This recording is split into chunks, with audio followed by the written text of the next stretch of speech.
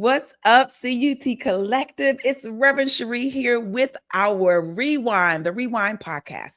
This is an extension of the Christ Universal Temple Ministries digital online atmosphere. We're out here in these digital streets spreading the truth.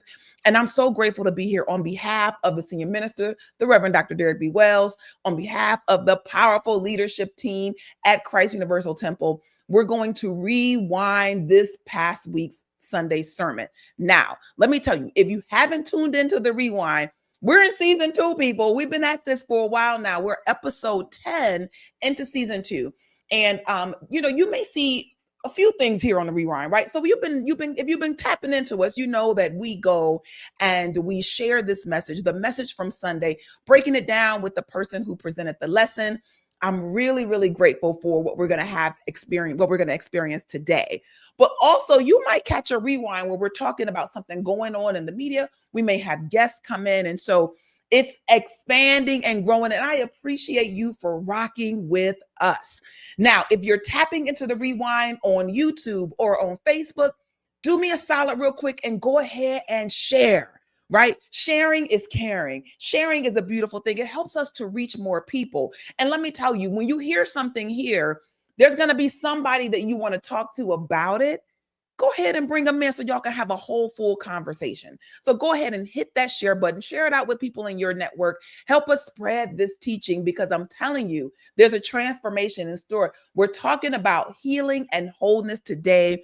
We're in, this was the wrap up of the lesson series from March, which was Keys to Wholeness. And so I have Reverend, you see how I put your name together? The Reverend Roderick Norton. Reverend Rod is going to come on and we're going to talk about Stand Up for Your Healing, which was the title of his lesson. And so without further ado, I'm going to bring him on. But let me tell you, if you are popping in here right now, I see that Dot has gone off and told the people to come on in to the church house. Come on in and share with us. And I'm grateful for that. Thank you so much, Dot, for doing that. So we're here on this, the rewind. We go live sometimes Wednesdays. That's kind of been where we've been at. This week is today. So we're going to try out Friday and see how fun that feels. So I know there may be friends who it's a little early. They haven't come in because we've been bouncing around with live times and that's all good. Y'all see how I'm talking so y'all can keep inviting people. I'm going to do that. But in the meantime, though, let me bring on the Reverend Roderick Norton. He is, Rod, I did not give them your bio. So I'm going to do that once I pop you up on the screen because you're not on a rewind every week. You know what I mean? So I want to make sure that people know who you are and what you do. So here's the 2 things I'm going to tell them about you. That Reverend Roderick Norton is one of the staff ministers at Christ Universal Temple. And he is also the spiritual leader of the Empowerment Center for Better Living. This is based in Chicago, Illinois.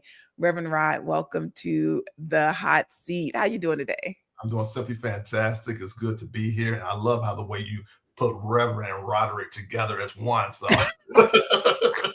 like Reverend. Listen,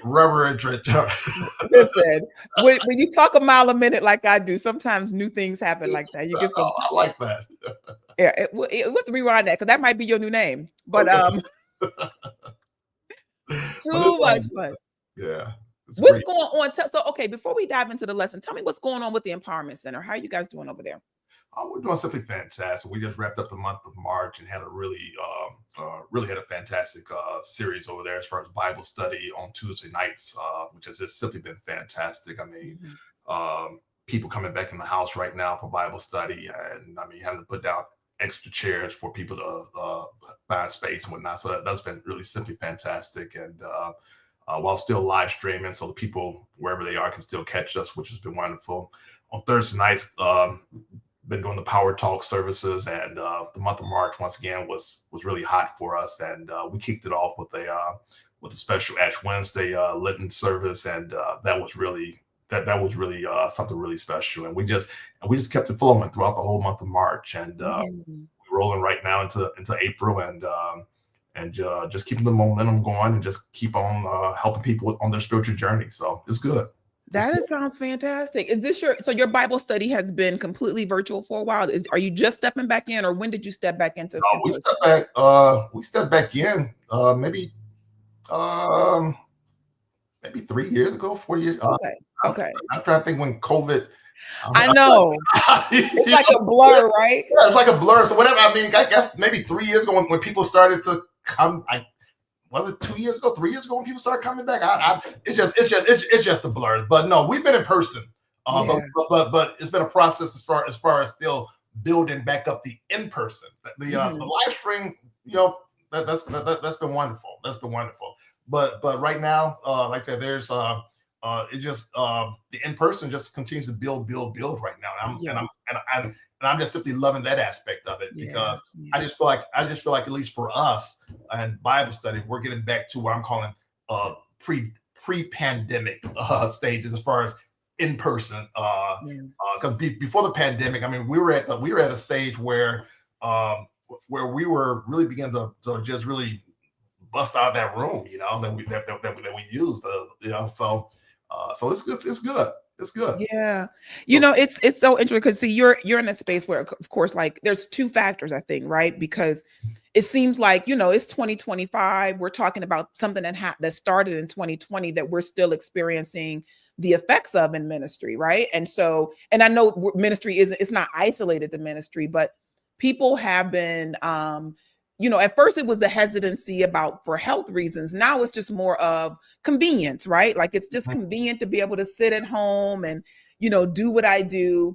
Right. But there is something about being in person, and I'm grateful that people are being reminded of that. Because don't do everything virtual. Now, mind you, my whole job at CUT is digital ministry, right?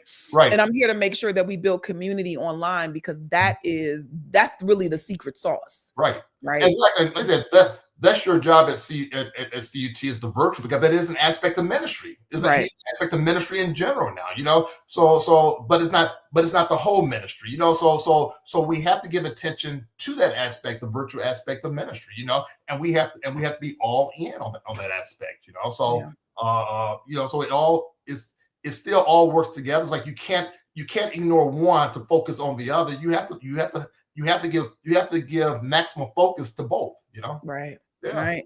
Yeah, it's a work. It's a mighty work. And I'm grateful that you're out there doing that work. Powerful lesson from Sunday. Typically, it's so interesting when you see what either somebody enjoys or what somebody enjoys from you, right? Mm-hmm. And so what I have deduced is that Reverend Wells enjoys when you talk about prosperity, right? Right. He tap you for prosperity all the time, right? Let me get my prosperity guru in the room. Right. And so it was interesting to hear you talk about healing this time, like in just a whole different thing. And let me tell you, you know what I mean? You might have two gifts. You know what I'm saying? You might have two gifts that you could roll in. Yeah. And that's a good thing. That's a good thing. Well, actually, those are two areas that I do thoroughly enjoy presenting, speaking on, and living from. I do enjoy teaching and preaching on prosperity, and I do enjoy teaching and preaching on healing, because I just the Holy Spirit works with me in such a wonderful way when I speak on both topics, and I just have to give myself over to the Holy Spirit as it teaches through me. Yeah. So those are just two. I would say those are the two main topics I really enjoy speaking and teaching on. Yeah, I mean, here's the thing. It's not to say that there aren't other great parts of healing or the other great aspects of ministry, but it is something to be in that lane of where you truly feel like you're being a conduit, where you're being a support. It's a powerful space, and I like to I'll throw this out at parents sometime, like, which one is your favorite kid? And they'll be like, it's a shocking question to ask somebody, because it's like, I don't have a favorite kid. And it's like, yes, you do. Yes, you do. It's one you like more. And it's not a bad thing. You know what I mean? It's not a bad thing. So it's like, which principle do you like more? It's like, wait a minute. So I like prosperity. I like love. I don't want to pick, but yeah, exactly. But there's something that resonates with you more than the other, Yeah. And even with you love them all, but you might enjoy hanging out with this one here a little bit more than the other one, because this one here might give you a little bit more attention, So, Uh-huh. Yeah. Or you know what, when it comes to these principles, sometimes it's like there are the parts that you like, I'm growing the most here. Like this is where I have high intention around growth. Mhm. Anybody who's talked to me for 2 minutes about anything, right? So if Reverend Wells taps you for prosperity, he'll tap me for love, because Mhm. I love talking about love, Mhm. right? I love talking about love in all the different dimensions. And I find it to be refreshing when I get new insight through teaching, because one of the things you all may not know, if you're not a spiritual teacher or in any way, but any teacher will tell you that they learn first, right? That you basically get to go deeper into a subject, even though you may not teach it all, right? You go deeper into a subject, and a disciplined teacher can extract what their audience needs to hear. So I felt like this was a really, really masterful lesson on healing, because it can run the gamut, and this idea of a call to action behind it to stand up for your healing. I think we're a practical Christianity. I think you knocked it out the park with giving me something to walk away with, Mhm. right? Yeah. So Yeah, I think it's a key as a teacher, yeah, whether you're teaching on prosperity, healing, love, or what have you. You got to give people something to walk away with, because yeah. you want them to apply it in their lives. So you got to give people something to walk away with. Yeah. Yeah, I have to think about this, a way to do it, because it's, again, as part of the virtual community, one of the things that I feel like we can do better at just online is so easy. It's testimony, right? That, hey, you got this information, you're walking away with something. What did you do with it, right? What did you do with it? How did it shift your life in any way? And I think that, just bringing in some more testimony. So you guys may see a call for testimonies coming out soon, because it just appealed. It just occurred to me that that's a missing link, I think, in what we're doing virtually, because likes and subscribes help, and please do that. Subscribe to the Facebook channel, subscribe to the YouTube channel. Make sure you get a little alert when things are coming up, because right now the rewind pops in when it pops in, right? Like we like to flow with Mhm. our go live time. However, there is if you go to the CU Temple on YouTube, you can find our playlist, right? And you can just watch them,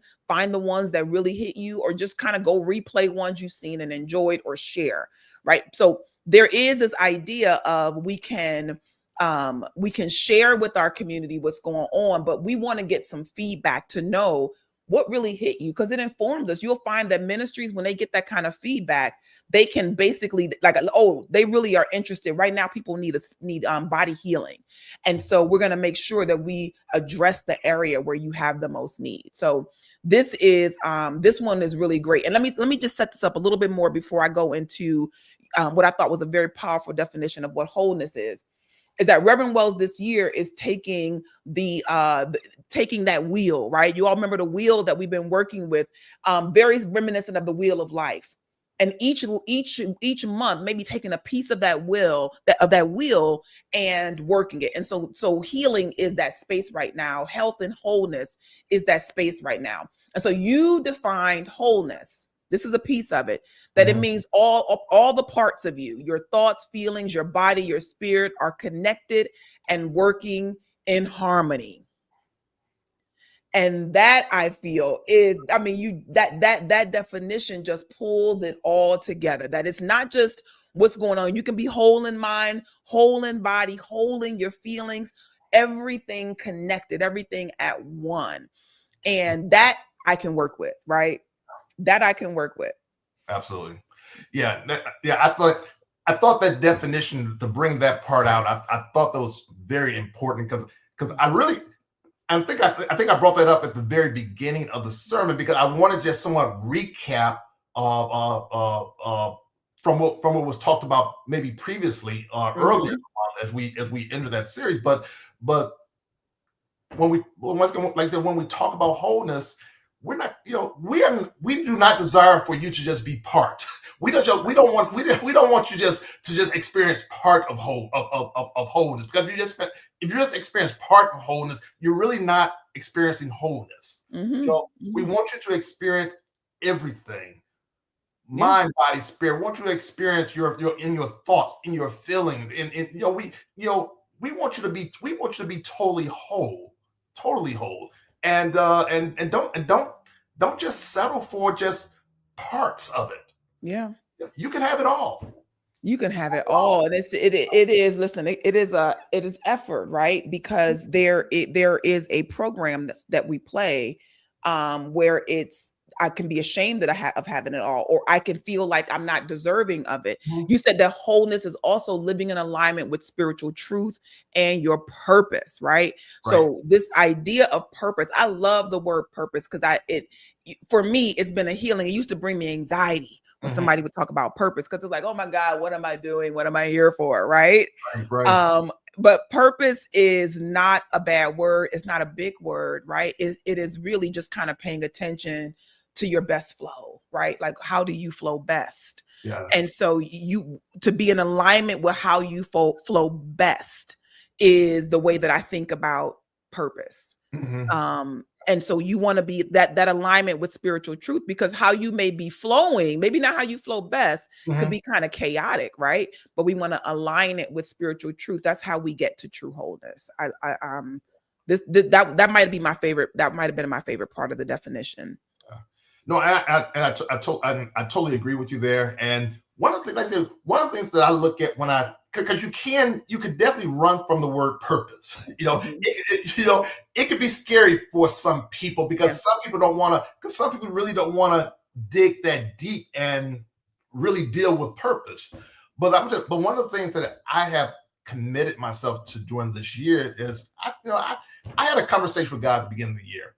And I told God, I want us to work together more closely this year, God. I want us to work together more closely this year. Mm-hmm. So, in order for us to work more closely, I have to understand my purpose, and I have to continue to reconnect. I have to continue to go back to God, have conversations with God to make sure that the things I'm doing are in alignment with my purpose. Yeah. What did you need me to do this year, God? How do you need me to show up? How do you need me to flow this year, God? This is all part of purpose. Now it can seem chaotic maybe sometimes, and when it does seem chaotic, it's okay to just sit still for a moment. Yeah. Say, okay, it seemed chaotic right now, but Yeah. as I'm here, as I'm moving through this, am I in the place I'm supposed to be? Am I doing the things I'm supposed to be doing right now? And instead of maybe focus so much on the chaos at that moment, begin to look beyond the chaos and say, okay, as I make it through this, then the greater manifestation that God intends for me to experience is on the other side of this chaos. Mm-hmm. Mm-hmm. On the other side of this chaos. This chaos is just here. This chaos is just here for a moment. And as I begin to get myself together, as I begin to become even more focused, I can move past. I can move past the situation. I can move past what appears to be chaos right now, and Yeah. and the greater manifestation is on the other side. Um, one of the things I shared this with my Bible study group this past Tuesday. I said one of the things I had to do this year, because sometimes our days can get to be very busy and can get to be very chaotic sometimes, and Mm-hmm. you lose track of time. So one of the things I did about a month or so ago is I programmed on my phone. So at 12:15 every single day now, I get an alert that it's time to pause. It's time to pause. And because even me or even us as ministers, sometimes we can get moving or flowing through the day Mm-hmm. and Oh just yeah. and just and just forget to pause for a moment, and that has been a life changer for me, where where now on a daily basis I get this reminder that, hey, no matter what you're doing at that moment, to just pause. Just pause. Yeah, man. It's ministry is greedy. It's one of my what did I say? Ministry meaning that there is an unending amount of ways to serve people. and you can get caught in that and have an empty cup, right? So that pause is a really good opportunity to fill your cup. And so I say ministry is greedy. I'm sure if people who are in other helping professions can say that same thing, that there are ways to serve people. There's a heart to serve, but you do have to take care of yourself. Yeah. I'm going to play this first clip, which is actually really in the line of that question. I thought that question that you, that intent that you set out this year about being in partnership. Let me lean on my partner more this year. You know what I mean? I thought that was really great. I mean, let me play that clip. I didn't hear. Who's willing to work with God? Who's willing to work with God? You know, that's been sort of my thing this year for myself personally, is that I want to work more with God. I want to work more with God. I want to talk more to God, and I want God to talk more to me. I want to be able to shut up more. Does anybody else have that problem, just simply shutting up more? I want to shut up more so that I can hear more of God speaking through me and to me. So listen, that part, right? Like setting an intention to shut up more is I think might be the most powerful word that that I've heard. Oh, I forgot I even said that, but yeah. Yeah. Sometimes we just need to shut up, you know? Yeah. I mean, especially when you're looking for guidance, especially when you look for answers, sometimes we just need to shut up and everything, you know, if you're talking to God and it's a monologue, which means you're the only one talking, then there's an issue. There's an issue.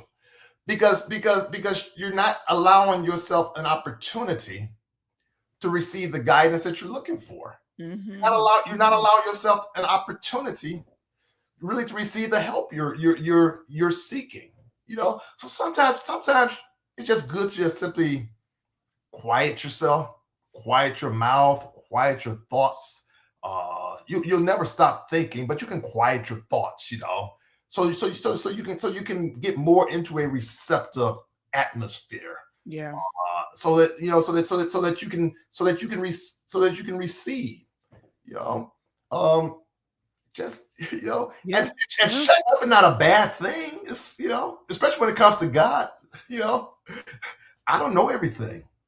But I think that that's the key right there. Is that it's like going into prayer, but you think you know already, like there's no openness in your heart.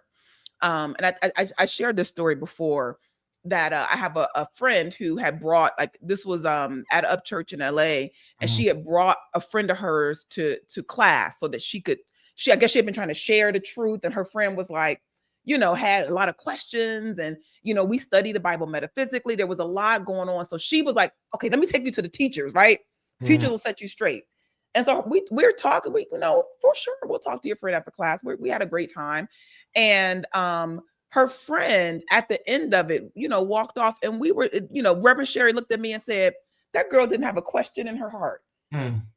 She was very much, she was good with what she believed and what she thought.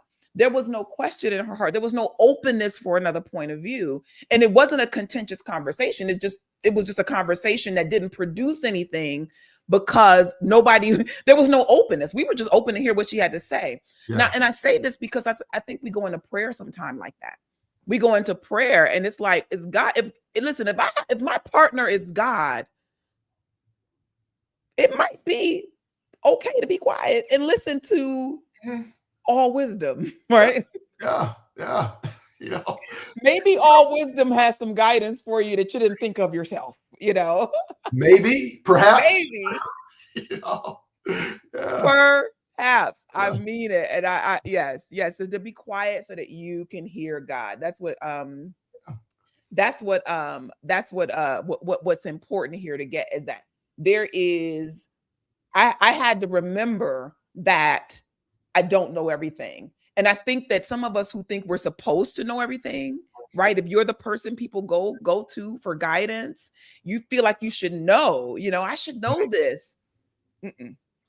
So being willing to work with God, I thought that was really a powerful intention. And I think we can get in trouble, particularly as ministers, if we present ourselves or even think we're supposed to know everything. Right.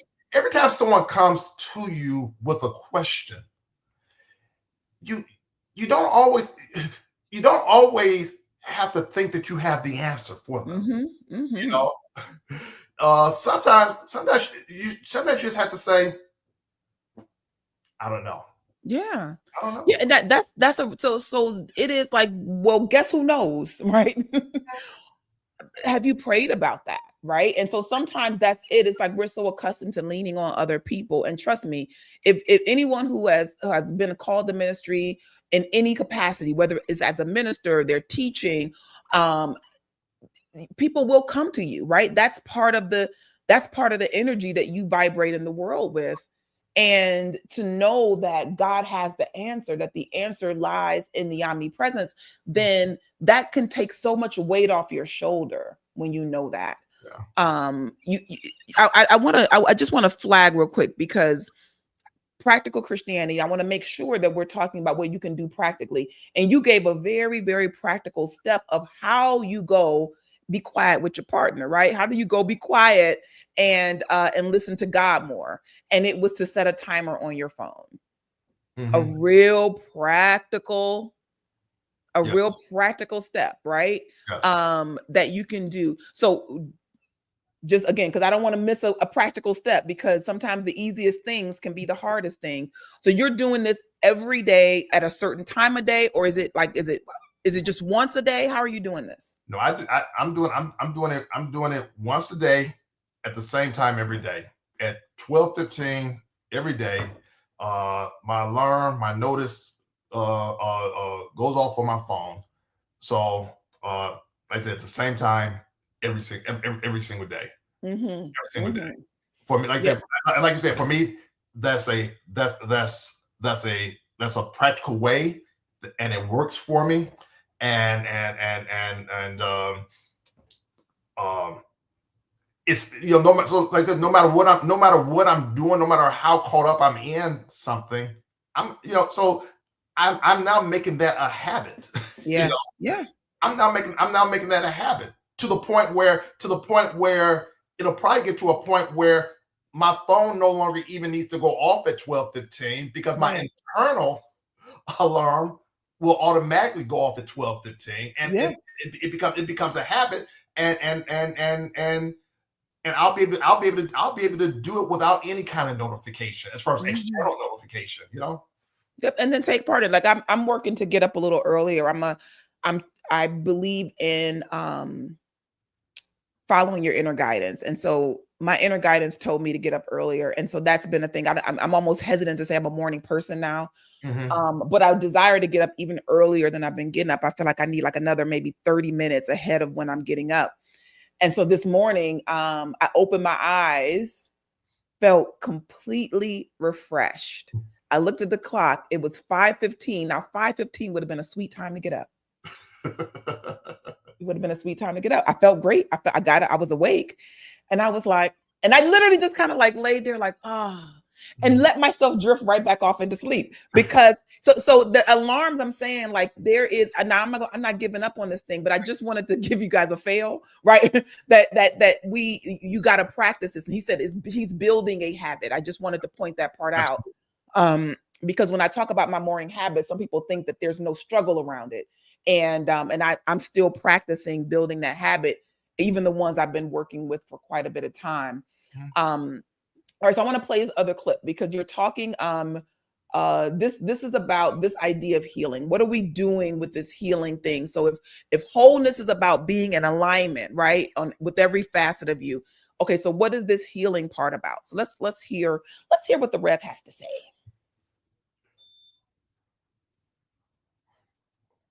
Who wants a healing?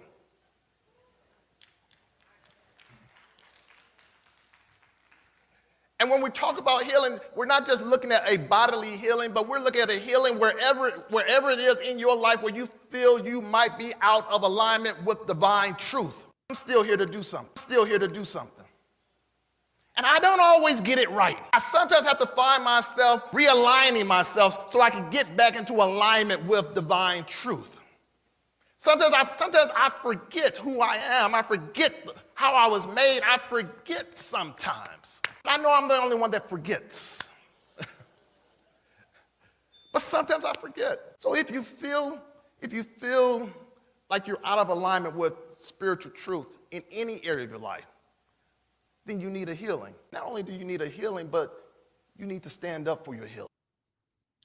So I love this, the vulnerability, right? Like there's I know this, I don't know why it's going in this direction for me, but I think that sometimes being completely transparent and honest that we're all working with something, we're all working through something, and that if you're out of alignment, just to be honest with that, with yourself, like, wait a minute, something's off right now. And we can be too afraid, I think, to even take a little look at ourselves, maybe not wanting to do the work. I'm not sure, what that can be about. But talk to me about, you said that the idea is first to notice when you need a healing, when you're not feeling out of alignment, and then to stand up for your healing. So explain to me a little bit about what it is to stand up for your healing. Yeah, if you're part of it's you just simply moving out of that fear zone. Mm-hmm. Because if you know that something is out of alignment, whether it's with your money, whether it's with your body, whether it's with your thoughts, whether it's with your relationship, you know when something when something is not, your money acting funny, you know when something's not the way you want it to be or desire it to be. So you have to begin to say, okay, this is not how I should feel. And it could even be with a relationship that you might have with someone. Maybe there's some anger, some unforgiveness, something going on there. But sometimes you say that I know that this is not the way it should be because I feel out of alignment. I feel tense. I feel in a way that I know that I should not feel.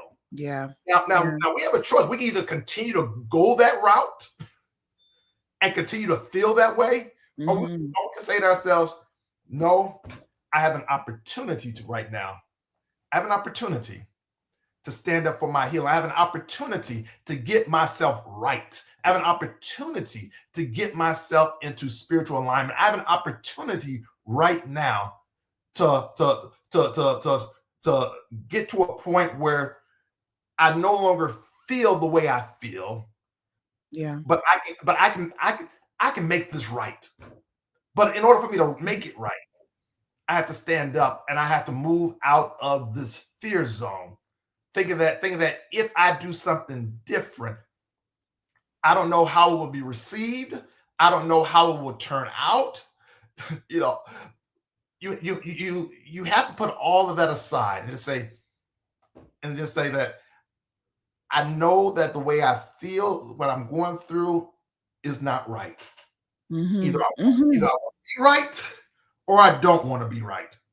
Now, a lot of folks go through life continuing not to be right because they made that decision. Yeah, and I think that the putting the responsibility, that you can take some responsibility over your healing, and which really kind of leads into this next clip, that there is awakening that we must have, that we have mastery, authority, and dominion over ourselves, like over what's going on in our mind, over our feelings. And so if I know that I have the power, it's kind of like if you think about if you're going through a health challenge, meaning your body you don't feel good in your body physically, and so it's like, wait a minute, I don't feel good in my body, let me go and run and get some medicine. And maybe you don't even know what's out of alignment. Like you didn't do the question, you immediately ran out. And I feel like this clip is like what that looks like. It's like, hey, I have I have a headache, and you go and get some aspirin, and it's like, well, wait a minute, why do you have a headache? Right? What is out of alignment that you need to get in alignment? Because what will happen is that you'll just keep having the same experiences over and over again because you haven't dealt with what's going on with it. So this idea about standing up I think I've totally heard it as like taking responsibility for my healing. And I know I needed that reminder, because taking responsibility for my healing, for my wholeness, as opposed to waiting for something to happen.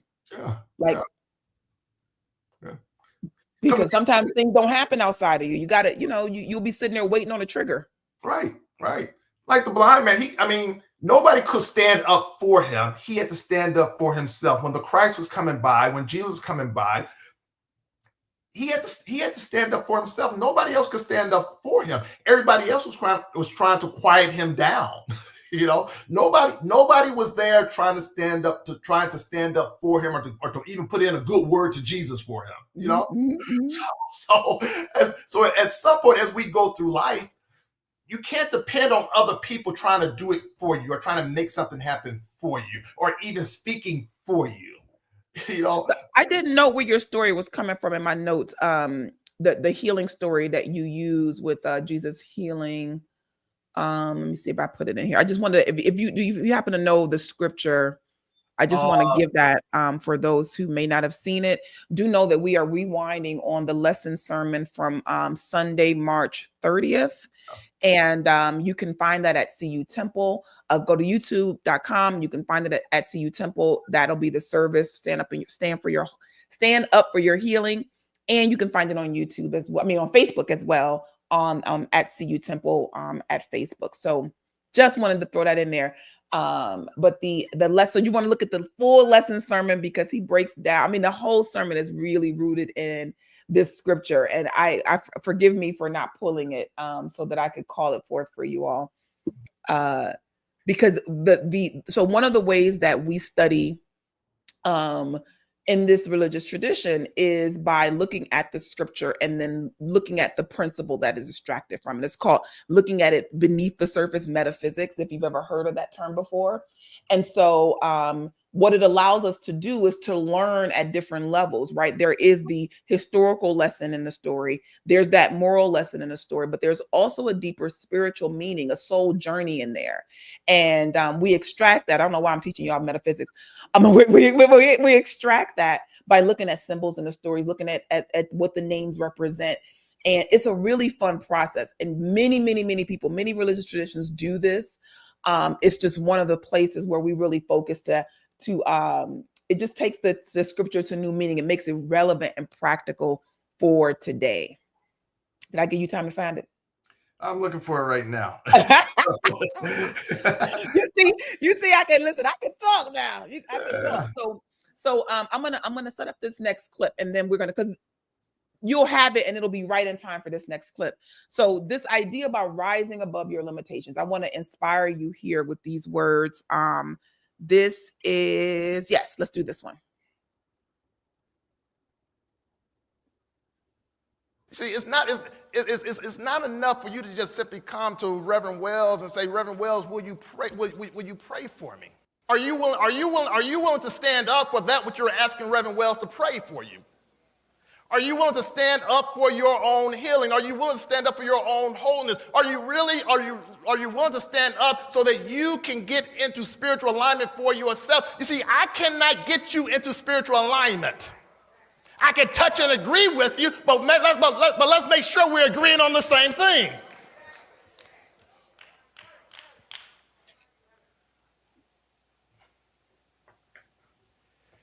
Are there areas of your life that you have accepted limitation as your reality? I'm going to need you to see beyond those limitations this morning, metaphysicians, and rise in spiritual consciousness. So much in that clip. That's just so good, right? It's like so this idea of why sometimes we wonder why our prayers are not, like, why isn't there being a transformation? And it's that we put the power of our prayer in the person that's praying with us, right? Mm-hmm. We put that power in it. So I got to hey, listen, I prayed with Reverend Rod and nothing happened. Not, whose prayers get through? Let me go pray with, I'm got to go pray with Dot, right? Dot's prayers get through. Okay, I prayed with Dot, that didn't work. You know what? Barbara's prayers, they get through, right? And so we keep putting that if I find the right person to pray with, then I'll have an experience, I'll have an outcome. But you said, I can touch and agree with you. Mm-hmm. Yeah. I can touch and agree with you. I can touch and agree with you, but if we're not agreeing on the same thing, yeah, then we probably have an issue going on right there. We're not agreeing on the same thing. What are you desiring? Are you just looking for a partial healing, or are you looking for a whole healing? Yeah. Yeah. What are you desiring? Are you looking? I'm gonna go there. Are you looking to stay here in this body, or are you looking to release the body? Yeah. Sometimes we pray for a person to have a healing in the body and to be able to be 20 years old again and do everything, and that person might be at a point where they're like, I'm ready to release the body. Yeah. It's a loving thing to pray for someone's highest good that they have said yes to. And there's prayers to raise awareness, right? Like, so that's some of what's happening in prayer, which is that I am praying so that you can get out of the mindset of the problem, right? Because that sometimes is so when you're going to someone, it could be to kind of shift your energy a bit out of the problem, to elevate you above the challenge you're going through. But you have to come up, right? And be able to get into agreement with something that is that's in alignment with spiritual truth. And that is, again, only something you can do, you know? Absolutely. You have to be willing, and you have to be willing to also to suspend your belief in something else. If you're trying to raise yourself elevate yourself to a higher consciousness, to a different place, you might have to be willing to suspend your belief that something might not be possible for you. And just open yourself up to healing is possible. A higher conscience is possible. I can walk a different walk. I can take advantage of this of an opportunity that I don't have that I don't have to remain where I am. That I can begin to take responsibility for where I am. But as I take responsibility for where I am, I can also take responsibility for where I can go to. Yes. And just begin to harness your power. Begin to harness your power. You have the power. Whether Reverend Sheree is there, whether Reverend Rod, Reverend Wales, or whoever is there, even if they're not there, understand that they don't need to be there. That you have the power within you. And see, and one of our jobs as ministers, really to just redirect you to that power so that you can use it. That's right. Our job is to redirect you to the Christ within you. Yeah. And when we redirect you to the Christ within you, see that's teaching you how to fish forever. That's teaching you how to fish forever, because you get to the point then where I don't need to go to Reverend Reed, I don't need to go to Reverend Wells, I don't need to go to Reverend Norton, I don't need to go to Reverend McDowell. I can do this for myself. Yep. I can do this for myself. Yeah, and it's so what we do in spiritual community is that we are opening ourselves up to a higher vision of who we are, right? You come to spiritual community because you want to be around people who have realized their divinity and are in that process. Like, that's the practice. I'm committed to that, right?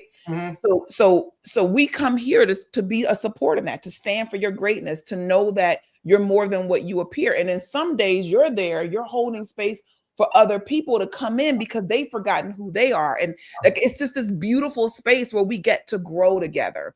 Yeah. And so, but they can become crutches, and you may be coming out of religious traditions, maybe coming out of ministries where the minister's idea of serving was to carry everybody, right? So I have to come to you to carry you to the truth, to carry you. And that relationship can't sustain itself. It can't sustain itself. And so something in there shifted in you, and you recognize, this is what happens when you wake up to yourself, when you recognize your own power. And so this clip is, I think, the part of the story. So I mentioned before, just kind of seeding that we're looking at this story metaphysically. Did you find the scripture? Yes, Luke 18. Luke 18. verse 35 through 43. Luke 18, verse 35 through 43. That About, is what we're about the blind man on the side of the road, and Jesus is headed towards Jerusalem, but he's passing through Jericho, and this blind man is crying out to him to help him, Mm-hmm. you know, and everyone's trying to shut him down. Everyone's trying to shut him down, and he refuses to be shut down, Mm-hmm. and he has made the decision that he's going to stand up for his healing, no matter what anybody else, no matter what the crowd around him is trying to say or do, you know. Yep. That is a powerful, powerful healing story. And so I want you to hear this clip, just kind of thinking about that story and what I said about looking at a story and going a little deeper than what's on the surface. Let's explore that together. Understand Jesus, we want to go beyond Jesus the man. We want to go and talk about what Jesus the man represents. Jesus the man represents the Christ. So the man, I believe, was saying, I'm going to call out the Christ, which is my spiritual identity, and I'm going to get its attention. Mm-hmm. I'm going to get its attention so it will know that I'm talking to it. So it will know that I'm trying to connect with it. But I believe also, first laid up here, also the man might have been even saying to himself, leading up to this, he said, somewhere in life I lost awareness of who I am. He said, but this is an opportunity for me to now remember that I am made out of something special. You see, even when we have those moments where we are out of alignment, even when we have those moments when we need a healing, it is an opportunity for us to begin to remember who we are and to begin to reclaim our spiritual identity. Let me not allow this misalignment to define me. Let me reclaim my spiritual identity. Cut off the T. Let me reclaim my spiritual identity. Let's fire the editor. No, we need to keep you around. So many amazing nuggets in this. The idea that I don't want my misalignment to define me. But before that, because I definitely want to hit on that, the getting in touch with the Christ, right? Yeah. The persistence of the man trying to get to Christ and trying to get to Jesus and to get his healing. And I think looking at it for us, it is how persistent I was asking myself that question. How persistent am I in seeking that wisdom within me, right? For wholeness. Right. You know, we have to seek out the Christ. And the thing is, it's not that and when I say we have to seek out the Christ, is we have to turn our attention to the Christ. You know, our help is always readily available. But sometimes we go through situations and we just simply forget who we are. And we forget our spiritual identity. And we begin to give in to the appearances. And we begin to allow the appearances to define us. Yes. And we have to get to the point where we look at the appearances, or we understand that this is just an appearance right now, but this cannot define me. This, you know, whatever's going on with my body right now, this cannot define me. Whatever's going on with my money right now, this cannot define me. Whatever's going on in my relationships right now, this cannot define me. I must reclaim my spiritual identity, because once I remember who I am, I can stand up for myself in a different kind of way, and I don't have to continue to give into this other stuff that's going on, thinking that this other stuff has power, thinking that this other stuff can control me, that thing that I have to give myself over to this other stuff. I don't have to give myself over to nothing that's not in alignment with my highest truth. And so I have to reclaim my spiritual identity. I have to reclaim and understand or remember that I have been given power. I have been given power. I have been given dominion. I have been given authority. I have been made in the image and after the likeness of God. I am perfect. I am whole. I am complete. I am everything that I need. And we just have to continue to affirm that until we get to the point where we truly know that and begin to really operate out of that. And begin You got to speak it more than once. You got to speak it more than once. Got to speak it more than once. Especially when you've been allowing all this other stuff to speak to you 1,000 times. You got to speak it more than once, Yeah. It's so funny how we go through things, we complain. I was talking about this on my TikTok live yesterday, that we will complain a million times, and then we say one positive word of affirmation, and we're like, why didn't everything change? Right. Why didn't everything change? We got to repeat it and persistently. So that's what I was feeling about the man in need of the healing, was his persistence in the healing. So that's our opportunity, right? What else can we extract from this lesson? And it's not to allow, you said, not allowing the misalignment to define you. Right. And so we're doing that when we put I am next to the condition that we're going through.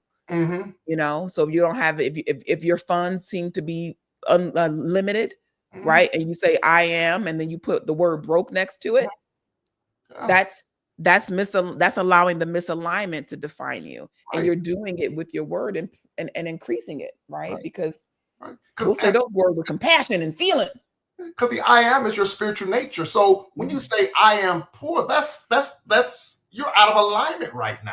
You're out of alignment. Because your spiritual nature is the very substance of God, and the very substance of God can never be depleted. So I am rich, I'm rich, I am. I'm a money magnet. Right. I'm a resource magnet. All I need comes to me easily and freely, and just like in such joyous ways. I love surprises. Yes. I love surprises. I love how resources pop up, and it's like, yay! I didn't know that was coming that way. I like what the man was saying when he was reclaiming his identity. He even later on, he even told Jesus, and he said, Jesus, what is it I can do for you? In other words, Jesus representing the Christ. The Christ saying, what is it I can do for you? And the man simply said that I want to receive my sight back. So the point for me was that at one point he could see. Yeah. So he was pretty much saying, I want to reclaim my spiritual identity. I want to get back to the point of being able to see again. Yeah. I want to get to the point I was able to see again. So he was just reclaiming his spiritual identity. The Christ is always telling us, what can I do for you? I'm here. I'm available. What can I do for you? Come on. Just ask. Just ask in the affirmative. Just ask. Yeah, just ask. And listen. Okay. I'm playing this last one. That was a lot right there. Because that part about you're asked, what is it that I can do for you? Right. I always think about that as being like, what is it that you desire? And it's like, sometimes it's like, I desire, it'd be like going to the restaurant and they say, how may I, what would you like today? How can I help you? And you're like, I'm hungry. And that the waitress is like, what am I supposed to do with you hungry? Right. Oh, you are? Okay. Well, what can I do for you? Can you give me some food? Right. Be a little bit more specific. Okay. Wait a minute. Well, you know what? I like something healthy. So it's like we sometimes, and those questions are good. Let me help. Let me not vilify those who are working on getting clear. But you see how each question can get you closer and closer. But sometimes we are afraid to press on with the next question. So you got to get clear. This brother said, I want my sight back. Right. Very clear. Here's the opportunity. Sometimes we have opportunities that come up that we are not ready with the right question. If you've ever been at somebody's amazing panel and they've got a panel of experts up there and somebody gets to the mic and they do not have a clear question, it is the most frustrating thing in the world to watch. But we can be ready by that with just doing that questioning inside of us. Like, what is it that I really desire? If I'm feeling unaligned, what is it that I desire? And try to get picture perfect clear. Like some of you were a part of my class, that I teach a vision board class. It'll be another cohort coming up soon, but if you can't get picture perfect clear, where you could go and pick that off the shelf, where somebody came and said, hey, I'm taking orders for your desire. What do you want? And you can't describe it, then you got to go do some more visioning work. You got to get some more clarity work around that. Clarity is important. You know, you have to know what you want. You know, so when the question is presented to you, you're not just stumbling and bumbling and just stuttering. You know, you be clear. Clear on what it is you want. You know, if you want to get what you get, I want to walk again. You want to see again? I want to see again. If you want a big, beautiful 25-room house, say, I want a big, beautiful 25-room house. You know, even if you don't know how. See, that's the important thing, is that even if you don't know how, sometimes it's like, you won't say what you desire. I'm saying I won't say what I desire because I don't know how it's going to come to pass. Being clear and specific, that part. Even if I don't know how. Right? I don't know how I can get a 25. We said bedroom house. That's a big house. Or 25-room house. 25-room. I mean, that's still a big house, but 25 bedrooms. Yeah. You know, but if that's your desire, that's your desire. You know, that's what you want. And they have a reason. Right. You may have 23 guests you want to have over regularly. And one thing we always say is that you have to be definite with the infinite. The universe needs to know from you. Not from your partner, not from anybody else. The universe needs to know from you. What do you want me to do? What do you want? What do you want? You know, you can't give someone else your proxy. No. You know, no. It's just between you and God. I think that might be actually a good place to stop. So what I want to encourage you to do is, if you're listening and you did not get an opportunity to worship at CUT on Sunday, virtually or in person, to go and watch this lesson. It is really powerful. And because there's the whole part about the crowd, and, you know, we can go on for another 20, 30 minutes just talking about that part, but I want to encourage you to go and watch the sermon. I'm really, really grateful. Thank you, Reverend Rob, for such a powerful lesson. And for coming into the Rewind. It is always fun to hang out. I get to hang out with cool peeps. And I'm grateful for that. Yeah. I'm grateful for that. The other thing that I want to mention too is that can you give me the website for the Empowerment Center for Better Living? Sure, is www.empowerliving.org. Once again, that's empowerliving.org.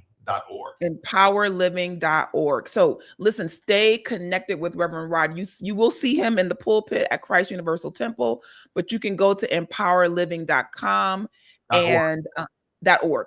See, I was getting ready. I wrote the wrong thing. You can go to empowerliving.org and stay connected with this ministry, with the Empowerment Center for Better Living.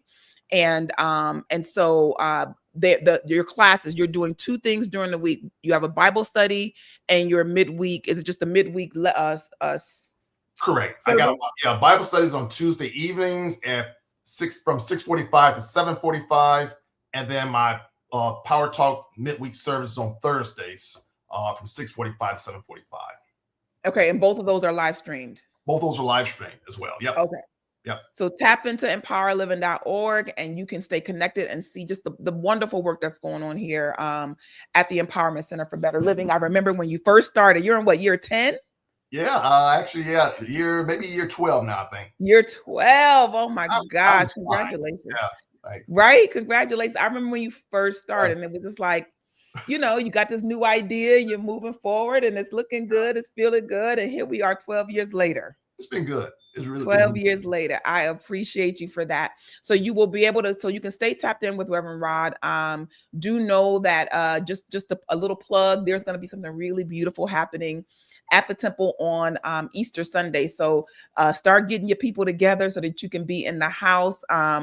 Your little ones, there's going to be something fun for them to do. There's also going to be there's an after party for Easter. There's an Easter service after party where you can take the children. And the children from Christ Universal Temple get a VIP ticket to it. So it's over at Visions, which is on the same campus. So I want to encourage you to do that for those adults, right?